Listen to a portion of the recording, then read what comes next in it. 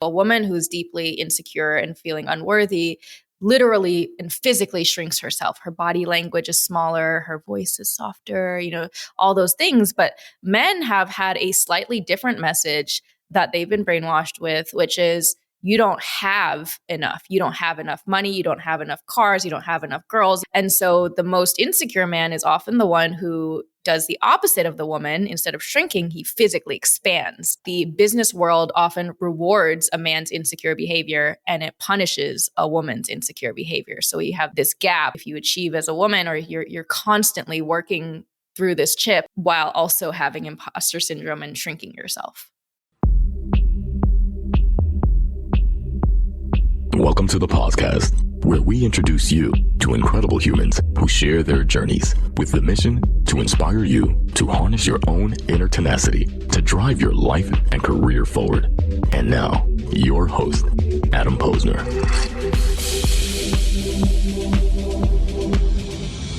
Hey, everybody. Welcome back to the podcast, where I bring the best and the brightest from the world of business, marketing, and personal growth to help you harness your inner tenacity and drive your career forward.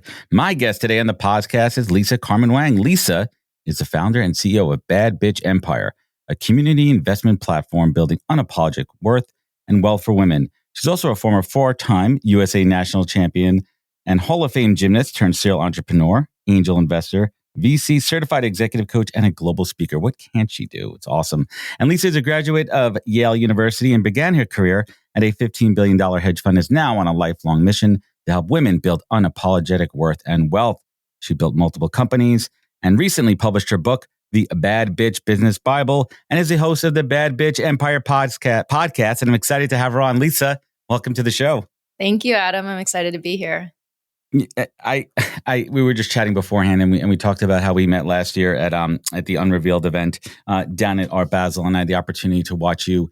You are a master at your craft. You interviewed Rebecca Minkoff, and I just sat back and I'm like, that is how you do it, folks. So kudos to you, and that was the impetus for me to really dig in and see what this Lisa lady is all about, and what is she building, and what has she done, and it's just absolutely incredible. And as you know, as a podcast host too, when you dig into the research on someone, you get those aha moments.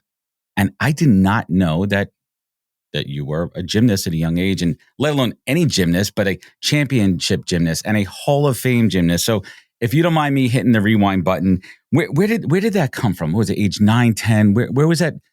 Where did that? Let's not even talk about the passion, because you have to build up to the passion. Mm-hmm. Do you remember when your first lessons when you were little? Yeah. So I started gymnastics when I was 9 years old, and it's a really funny story how I got into it. And it was in third grade. We had something in school called Fine Arts Day. And in Fine Arts Day, there were no math, no science classes. It was, you could sign up for singing, dancing, all these really cool, just artsy, creative classes. And there were two classes that I heard the teacher say, and I just immediately lit up. And those two classes were the Beanie Baby making class and the rhythmic gymnastics class. And I was an avid collector of Beanie Babies. For anyone who remembers, in the 90s, the value of beanies were skyrocketing. I was just collecting, going to McDonald's, getting the Beanie Babies. And I was so obsessed. And this was a class to teach you how to make Beanie Babies. And the problem was, I heard all these other kids talking, and they were talking about the gymnastics class, the Beanie Baby making class, amongst others. But I realized that there was a problem. And the problem was that my last name was at the end of the alphabet. And the teacher always goes alphabetical A to Z. And so that meant there was a very slim chance that I would get the classes that I wanted, because I would choose last. And so for some reason on that day, I decided to take action. And I went to the teacher and I said, it's just not fair that the second half of the alphabet always has to go after the first half. I'm with you on that one. P's in the back. Mm-hmm. And she said, well, I can't just change the rules, but what I can do is put it up for a vote. And so I took that as the moment where I was like, okay, this is where I create change. And so I stood up and I rallied the second half of the alphabet, and I put my fist in the air and I just said, it's just not fair that we always have to go after the first half of the alphabet. And, she ended up putting it up for a vote, and the second half of the alphabet won by 1 M. and one Wow. vote, which meant that we got to go first, which meant that I got to go first. And then I did eeny, meeny, miny, mo, and I landed on the gymnastics class and took that first class and fell in love. And the rest was history. And the next 10 years of my life was then Well, defined by there's that so much to unpack in one that story moment. into itself, and we could probably do an hour podcast just on that conversation right there. But there's a part of it that, did you have that tenacity at that young age to say, screw this, I don't like what I'm seeing here, I'm going to take charge and choose my destiny? Was that something instilled by you by your parents? I mean, if you could look back that far, that's I pretty have no cool. idea. I have no idea where it Right? came from. I mean, I think that I've definitely always been a perfectionist. I've always been a hard worker. I think I've always been somewhat in tune to injustice or things that don't make me happy. And of course, when I was younger, I didn't have necessarily the confidence all the time to really assert my voice. But I think growing up as one of the few Asian girls in a very white neighborhood in the Midwest. So I was born in Wisconsin. I grew up in between Wisconsin and Chicago, and always feeling like an outsider, being made fun of for my accent, and which I don't have any accent whatsoever today. But that was also part of the commitment when I was made fun of when I was younger, that I said, I'm going to get really good at English. And yeah, there's been a definitely chip on my shoulder of like trying to prove that I'm worthy and that I belong and that I'm just as good. Let's talk about chips on the shoulder for a moment here. I want to take a little bit of a left turn. Let's talk about the power of that chip, right? Where have you been able to really harness it, looking back on it now, like that chip? Chip's been a good thing for you? I mean, my entire life is a reflection of the high achievement and accomplishment that comes from. I think all high achievers have this. All people who have big goals. There's like a combination of fear of not reaching your potential, fear of not being good enough, fear of failing, fear of disappointing yourself and others, and actually, my very first podcast that I released was called the Enoughness Podcast, which was the question of when is it ever enough and when am I ever going to be enough? Because I did achieve success very early on as a gymnast, and going to Yale and all these things, and I realized that external success was not translating to internal worthiness and enoughness, and so I explored that very publicly, asking all these successful people, do you feel like you're enough? And the answer was pretty much no. No one actually deep down feels fully like they are good enough. And one thing that was interesting was I noticed a pattern and one particular difference between how men answered the question or manifested the lack of enoughness and how women did. And it comes from the way society has brainwashed women and said, you are not enough in your being. You're not pretty enough. You are not skinny enough. You are not brave enough, courageous enough, experienced enough, smart enough. And that woman internalizes that lack of enoughness in her being. And so a woman who's deeply insecure and feeling unworthy literally and physically shrinks herself. Her body language is smaller, her voice is softer, all those things. But men have had a slightly different message that they've been brainwashed with, which is, you don't have enough. You don't have enough money. You don't have enough cars. You don't have enough girls. You don't have enough, accolades and Right. property. And so the most insecure man is often the one who does the opposite of the woman. Instead of shrinking, he physically expands. Overcompensates. Right. Right. But the big problem is that the business world often rewards a man's insecure behavior and it punishes a woman's insecure behavior. So you have this gap of like, if you achieve as a woman, or you're constantly working through this chip while also having imposter syndrome and shrinking yourself. That's powerful. That's powerful stuff. I want to pause for a second. I'm curious, if you don't mind sharing, your parents, did they push you too hard? Did they push you just enough? Did they push you not enough? My parents definitely were hard workers themselves. They immigrated from China after the Cultural Revolution with my dad with just a couple $100s, in his pocket. And I think that what I got from my dad, especially being the like very ambitious, very smart, very driven, but also I think he also had imposter syndrome being a foreigner in the US and having to learn English at the age of 30. Can't even imagine that. Something we And take for granted. yeah. And figuring out how to then thrive in this new country and build a life for his family. And I think that what a lot of, especially immigrant kids feel is that they know how much their parents have sacrificed. And so there is this level of immigrant guilt and expectation that, okay, you are now carrying the weight of their unlived dreams or their sacrifice on your shoulders. And my parents, I never felt that they weren't overbearing, but they definitely had high expectations for me, combined with my own high expectations of self. And so, and also the sport of gymnastics being a extremely difficult sport that emphasizes toxic perfectionism.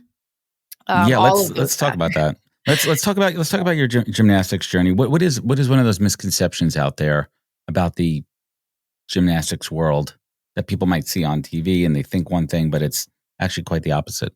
Well, when you look at gymnastics, it looks like effortless. And you realize that in order to do those things, you're training 10 hours a day sometimes. And you're also put under extreme pressure to have your body be a certain way, a certain weight. You're constantly scrutinized. It's often a very abusive environment, physically, emotionally, mentally, verbally, everything. And you're a young girl that doesn't have your voice or your any experience, and you are told that if your coaches love you and paying attention, they're yelling at you and they're telling you how fat and ugly and imperfect you are, that means that they believe in you, and so they motivate through power and fear. And of course, looking back, I did become a champion, but at what cost? And at what cost? I mean, that's now you're able to look back on it, and you had an incredible gymnastics journey, incredible career, and for, I guess, conventional measurement, I guess the Olympics would be the goal, and you didn't make it to the Olympics.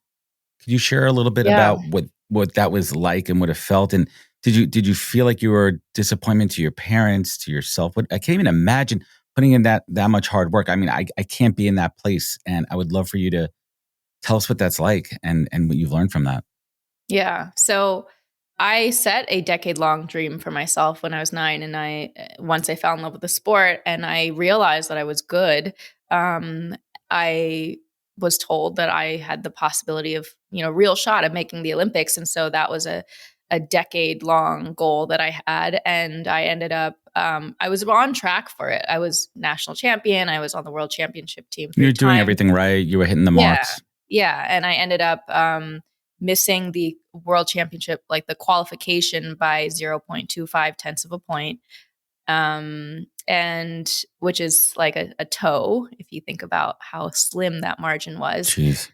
And yeah, it was one of the most difficult moments of my life, because I had sacrificed, and my parents, my coaches, had really put a lot like riding on me. And I felt like a massive failure and a disappointment. And I think that it really did shatter my identity as who I was, because I had seen myself as I am the gymnast and that's what I do.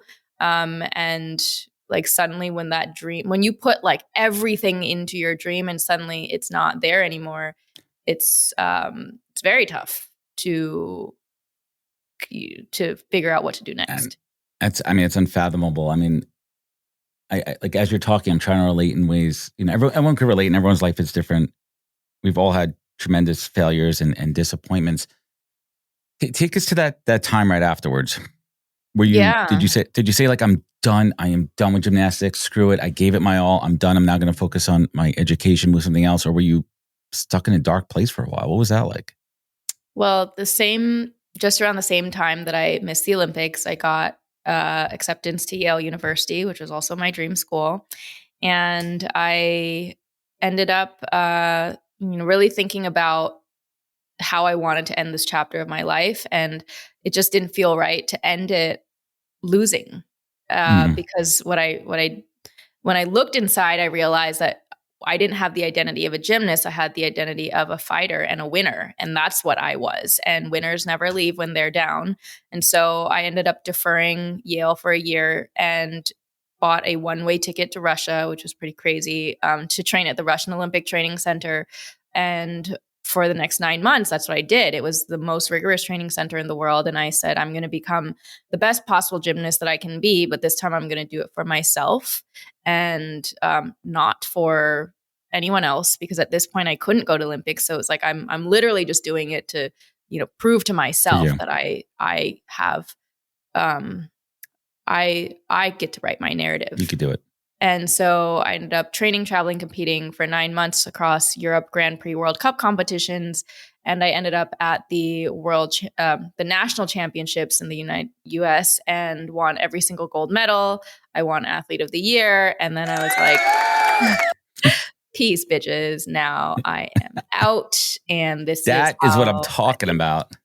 You're leaving on your terms and your narrative, and you decided that you're going to be the champion your own way. And that is badass. I absolutely love that. So let's pivot. Yale, talk about competition, right? Like Yale,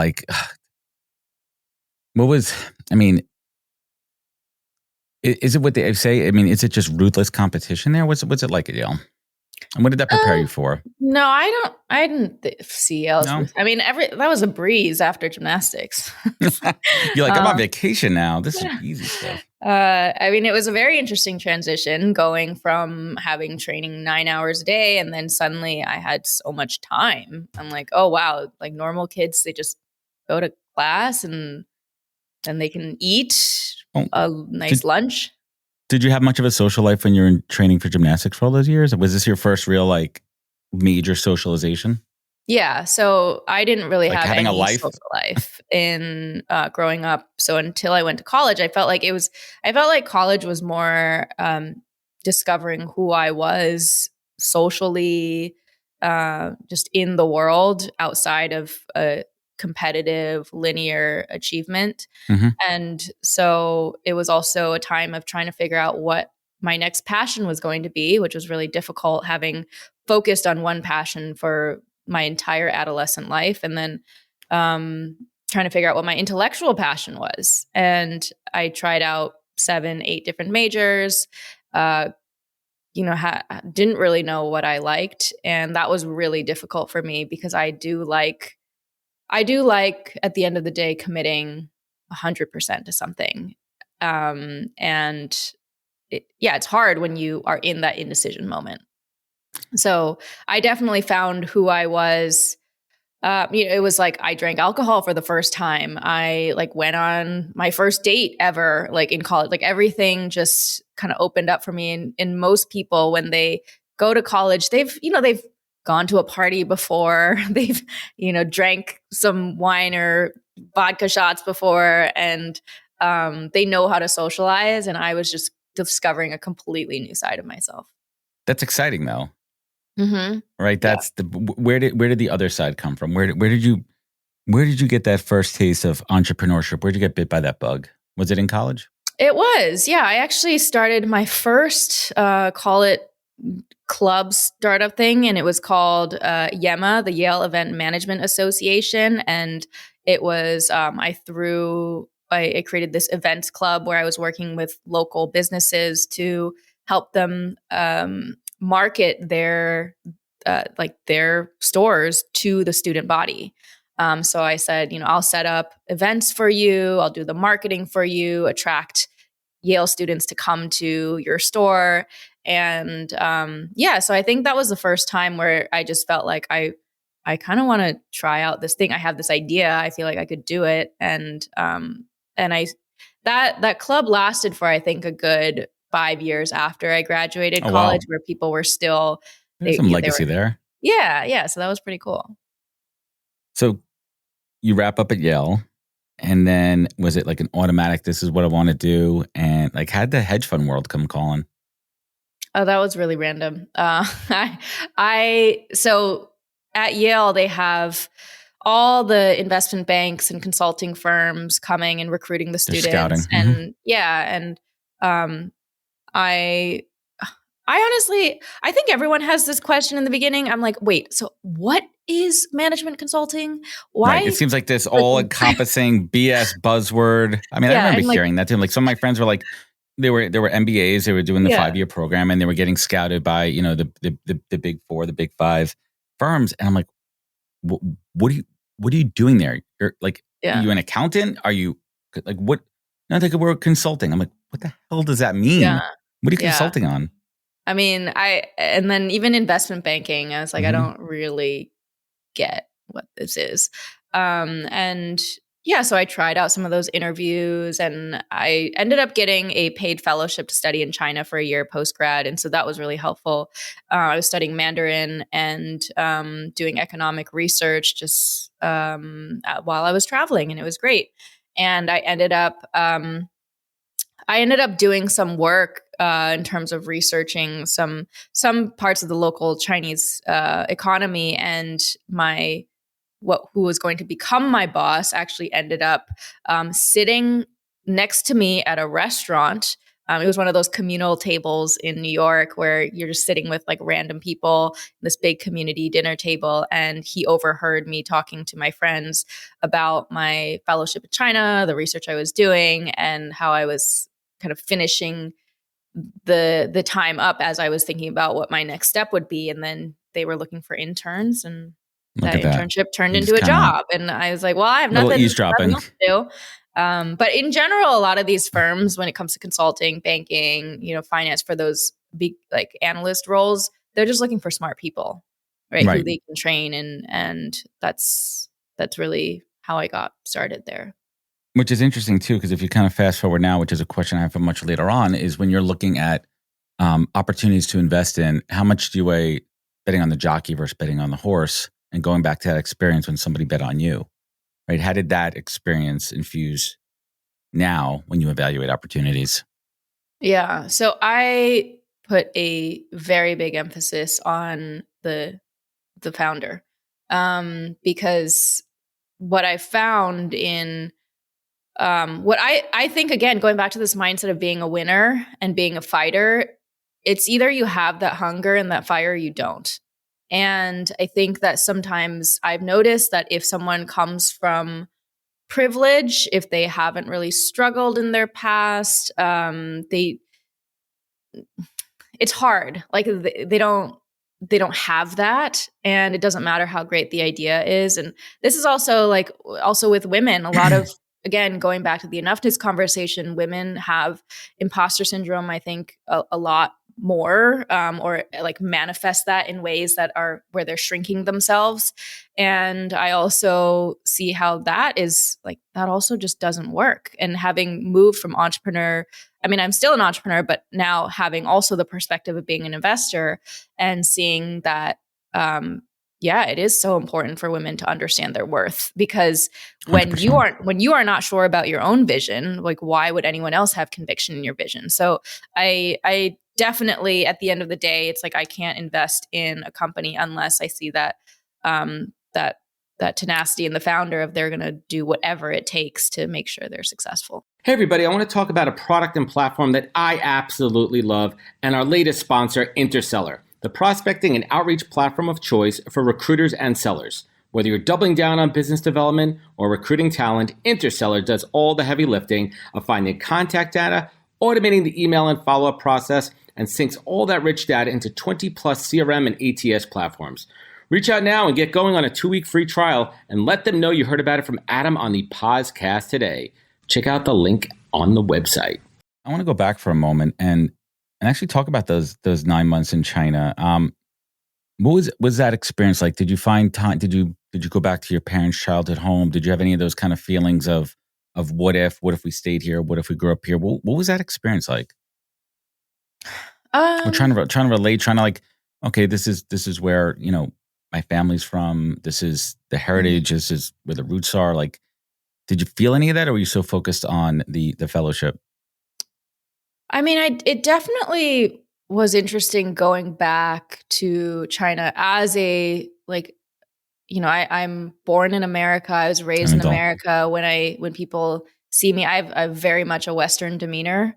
And it was funny. I remember this one time I was running on the university track, just jogging, and a guy comes up to me. He's like, "Where are you from?" I'm like, "Oh, you don't think I'm from here?" And he's like, "No, you run like a Westerner."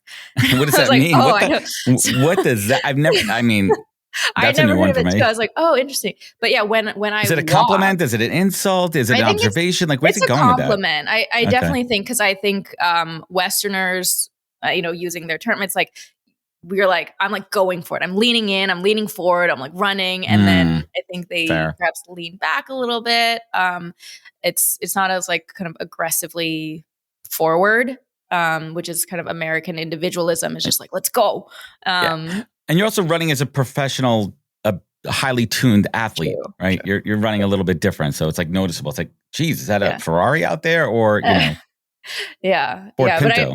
I've gotten that when I walk, like literally when I walk around on the street, or in like I would go into shopping centers, and then the store clerks would be like, "Where are you from?" And I would always find it interesting that, given that I am 100% Chinese by blood, that they would see that there was something different. And in Chinese, there's this there's a term called qi, and qi is like your aura, your energy. And I think that what I have had in this, it is like when the aura, like as a gymnast, like shoulders back, neck high, there's a sort of like confidence. Your carriage, your posture, confidence. Yeah. Mm-hmm. And I think as my internal self-worth has grown, that has also grown, as just like naturally the physical, exudes that. And I think that, so being there was interesting, because it's like, I do feel like I am American, and I think in Chinese culture, there's definitely more of that like group mentality. It's a communist state after all, and it's just like, don't shine too brightly. America's the country of individualism and, maximalism. So, and I did feel like, okay, it's so interesting seeing so many people who look more like me. And there was also a gratitude that my parents did take the risk to come over to the US and give me the ability to learn, like activate my creative part of my brain. It's an invaluable experience. So your first startup, and during the research, it was a little bit hard to find some information on Foos. What was Foos all about? Yeah, Foos was a late night munchies delivery company, and you get your food and you snooze. And it was my own experience coming out of college and going out and being like, why is it so difficult to order food? And so much decision fatigue. I can't figure this out. And I wanted to just make it simple for people. One tap, you have your 3 top choices, and working with restaurants on their basically their additional supply at the end, and like, choosing one dish that they would serve. And I realized that I hated logistics. I actually would rather be the one getting served food than serving everybody else food. And it was during that time that when I was fundraising, and I realized just how hard it was to fundraise as a female entrepreneur, and ended up building my next company, which was actually a problem that I cared more about when I realized how many women struggled too. So let's put a timestamp on Foos. What year was that, to give everybody a reference, roughly? 2014. Right. So if you think about it from a tech perspective, what was out there on the market? There wasn't, I guess it was Grubhub, right? Like, you're thinking about what are those problems out there? It was like seamless. Like, it was just, you'd have massive menus. Yeah. Right. And I always talk about, when I, shifting gears for a moment, I talk about when I put on my career coach hat for a moment, I'm talking to younger folks, and I talk about internships, and the same logic applies to early startups, is knowing your strengths and weaknesses, where you could outsource, where you could have others do it, but really understanding what you don't like. And you mentioned logistics, what you don't like to do. So you could really focus your energy on the things that you like to do. And you learning about that you want to focus on a problem to solve and a problem that you care about. And correct me, that takes us to SheWorks. Yeah. Yeah. So SheWorks it was meant to just be like a support group for other female entrepreneurs who are having difficulty fundraising. And I just realized that I loved building a community of like-minded women and who were all striving for bigger goals. And I ended up what started as a community turned into a business, events, membership, and it was really focused on closing the funding gap and getting women access to capital. So we were doing SheWorks breakfasts, connecting women to investors, bringing them in, and really changing the power dynamic so that it wasn't always you're pitching, but you're actually building a relationship with the investors earlier on. And there's other amazing platforms. My wife's involved in a number of them. We have friends that are in Chief and other ones.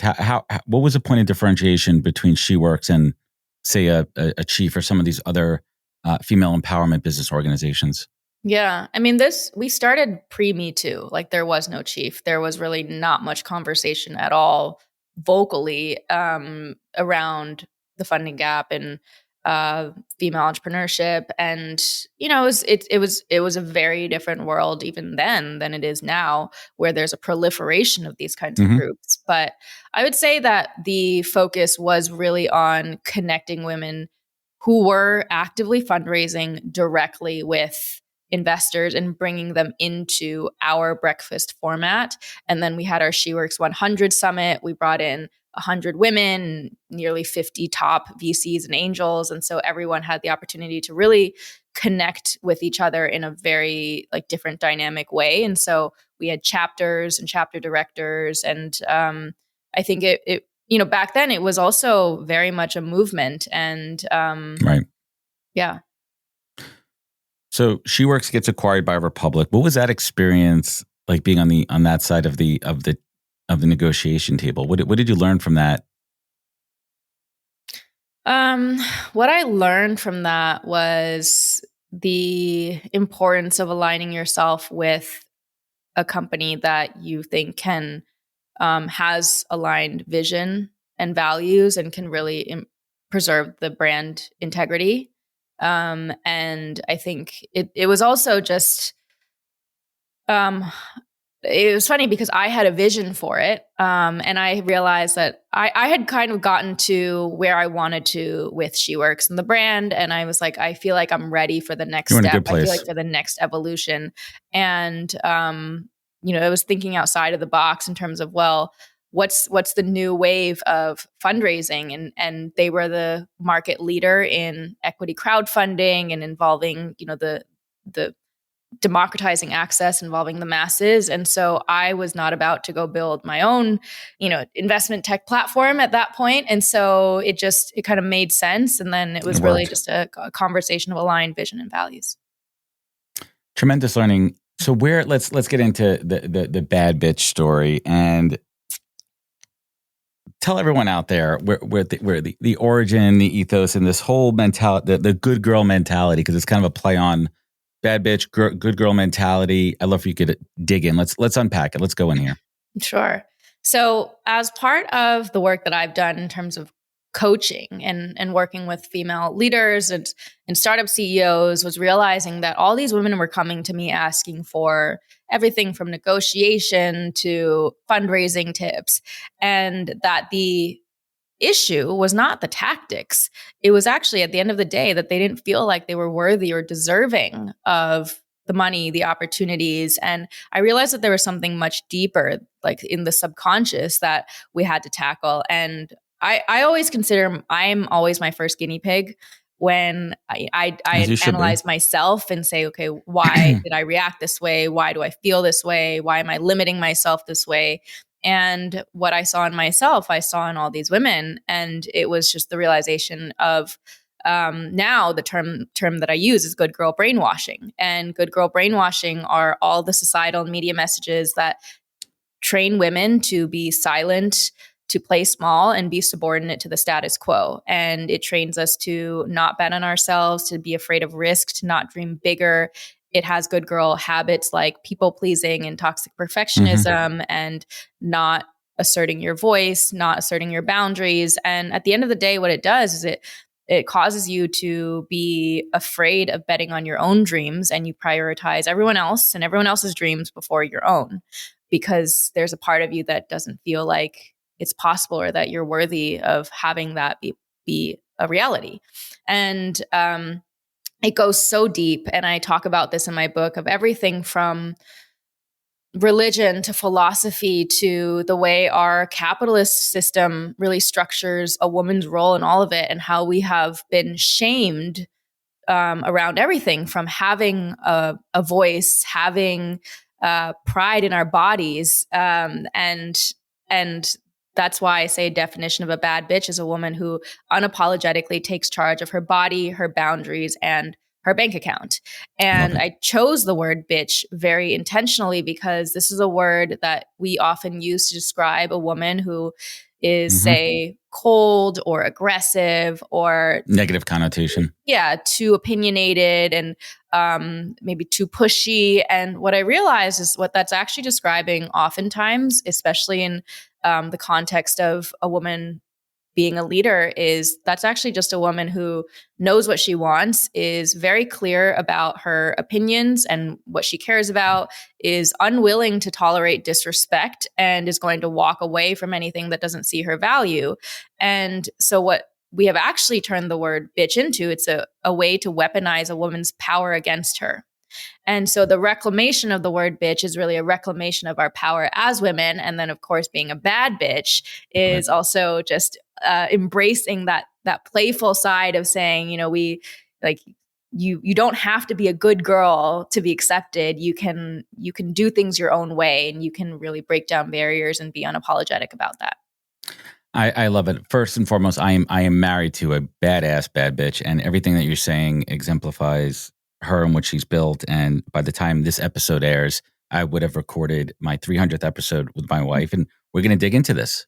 We're going to dig into these tenets that make her the strong, badass woman that she is.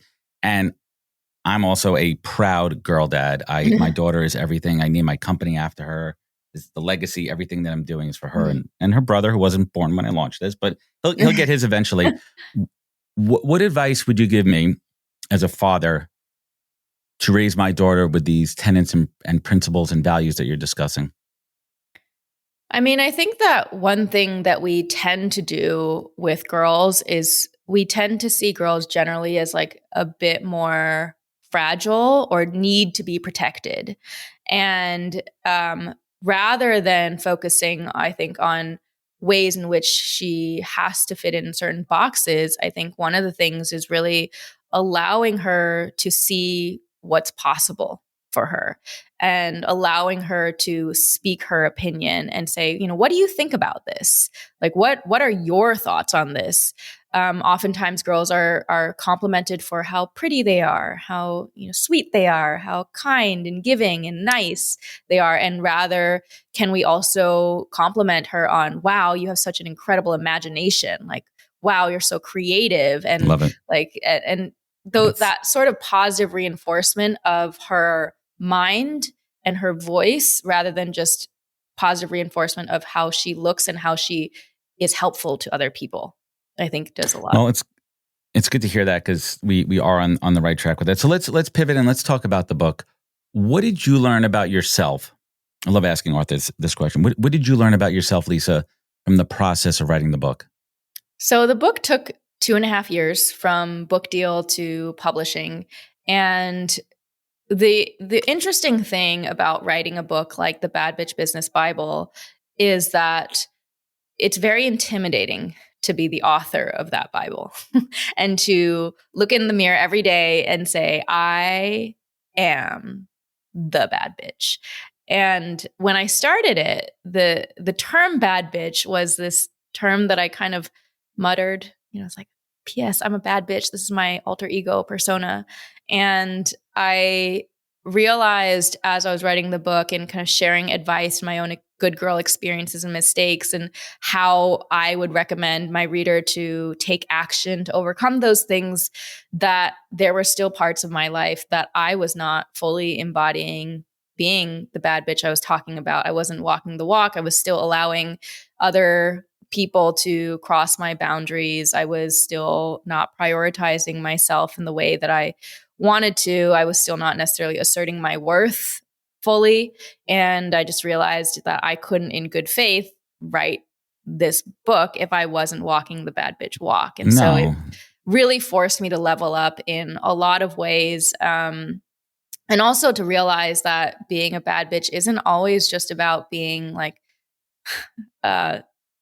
just constantly confident and always out there and going after it. And that it's okay to be vulnerable.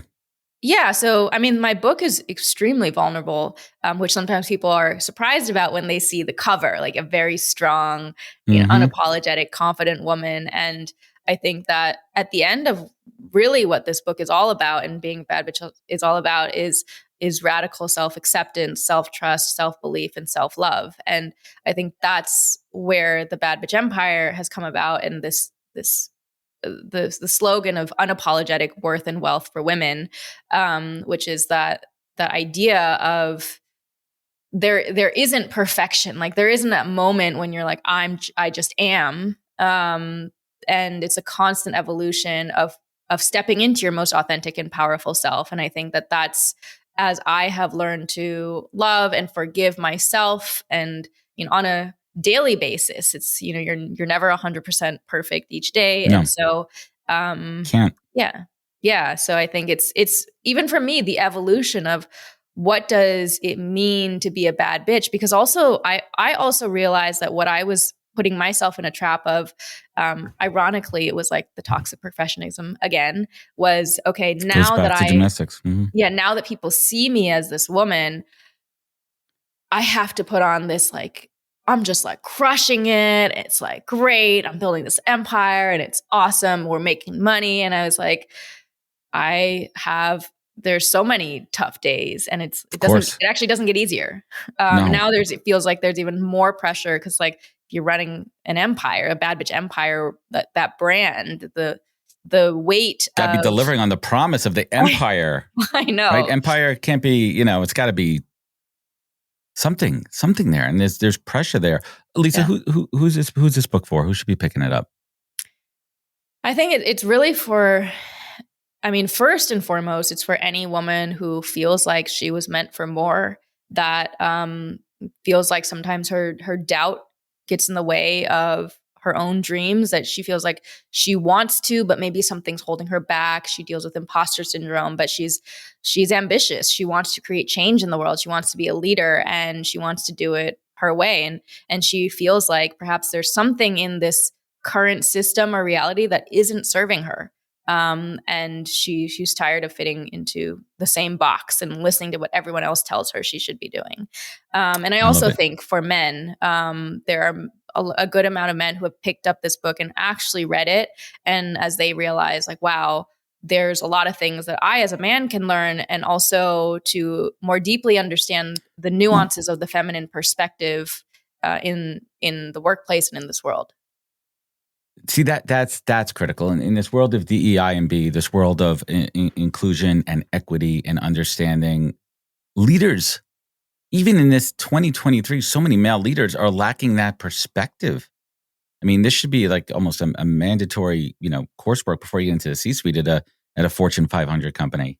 Yeah. How are you working with larger organizations, and are you approaching them? Are they approaching you? And what's the receptiveness before and after? Yeah. So far, the main thing that I've been doing has really been the good girl brainwashing, break free of good girl brainwashing workshops. So I work with their female employees and female leaders and lead these workshops on helping them overcome imposter syndrome, identifying their good girl habits that are standing in the way of really becoming great leaders and their best and most powerful selves. And so far that has been just a really great opportunity to connect more deeply, and you see that ripple effect as women become more confident. That's tremendous. What would you say is the most important, outside of your family, the most important female role model to you, and why? Dead or alive? I mean, there's always I always looked up to the way Oprah. I've Oprah has created her career, and I think especially as a woman of color who, during a time where the world was not at all receptive to hearing that kind of voice, the amount of hardship that she went through, the fact that she's created so much mass influence prior to any sort of social media, really through dedicated effort and talent in terms of bringing other people's stories out. I definitely just have always looked up to her career as a woman who stayed authentic to what she was good at and also was able to empower her audience. Would Oprah be your dream? Who's your top 3 dream guests for your podcast? Oh, I have 3 episodes. I never asked this to another podcaster. Crazy. I think the 3 people I would love to talk to are Oprah, Rihanna, who's also built her badass, $1 billion empire, and also Reese Witherspoon, who has done an incredible job with her business and amplifying other female voices and authors and really changing the way you do a business in the media, like Hollywood landscape. Well, you and I both know that you're a lot closer to those folks now with everything that you're building there. So let's bring it home. This show's my masterclass. I get to talk to incredible folks like yourself and shine a light on you and share these lessons learned. So Lisa, what is the single greatest piece of advice you've ever received that you take action on every day? Could be a mantra, something you wake up to start the day, something that gets you going. What do you lean on? Well, this is a quote of mine directly from the book, which is, "A woman steps into her full power, not when she is finally given permission to do so, but when she realizes she never needed permission in the first place." Ooh, hell yeah. And that's a good of course, applicable to anyone. But I think it's really around this good girl idea of permission asking and waiting for someone else to say, you can do it. And the most powerful is when you realize you're like, well, no one's going to give you the permission to do it. You just do it. Just do it. Just do it. And last but not least, for me, it's been this podcast has been fascinating, not in addition to what we've been talking about for the last 46 minutes, but in my prep work and my research work, learning about you and your background and who you are. And as you spoke about the ups and downs and that tenacity and persistence and drive that make you who you are. So Lisa, when you look back on that and those hard times, that moment when you found out you did not make the Olympic team, all those years of effort and training, and you had to pull yourself up and harness that inner tenacity to drive you forward. And now you sit here with gratitude for this empire that you've built and building and empowering so many women. Lisa Carmen Wang, what is your compass? What is your beacon? What is your North Star in life? I mean, I think the world needs powerful female leaders. When you look at what's happening in the world right now and the way that there is so much violence and war and political manipulation, and how women and children are often the first group that bears the brunt of it. And the way you destroy societies is by destroying the women and the children. And a lot of our, let's face it, the male leaders understand this. And I think that there is a reason why women's power, our bodies, our voices have been shamed, because that's how if you shroud a woman's power in shame, she will never see it. She will never realize it. And so I think that for the sake of our civilization, for humanity, there needs to be more balance and more women who are coming into their own and realizing that they have the capacity to be leaders of our corporations, of our countries, and leading the world in a very different direction towards collaboration and care for future generations, for the planet. And I think women have that natural maternal, nurturing instinct that is what we need in our world today. I mean, damn. That is how you do it. That is how you say it. Lisa, I want to thank you so much for your time, your energy, the mission that you are on. Keep inspiring, keep being that leading voice. It's an honor to have you on. It's an honor to connect. I really look forward to building our relationship. We're going to talk for a moment offline. I've been writing little notes on my pad here. Check out the book. Wherever great books are sold, The Bad Bitch Business Bible on Amazon, wherever great books are found. And you can find out more at Lisa at lisawang.co. Where else could folks find you? Where could they connect? Where could they learn more? Badbitchempire.com. Get on the newsletter, the pod, and yeah, I'm everywhere at Lisa Carmen Wang. Lisa, thank you so much for joining me. Hang with me one moment here as I sign off.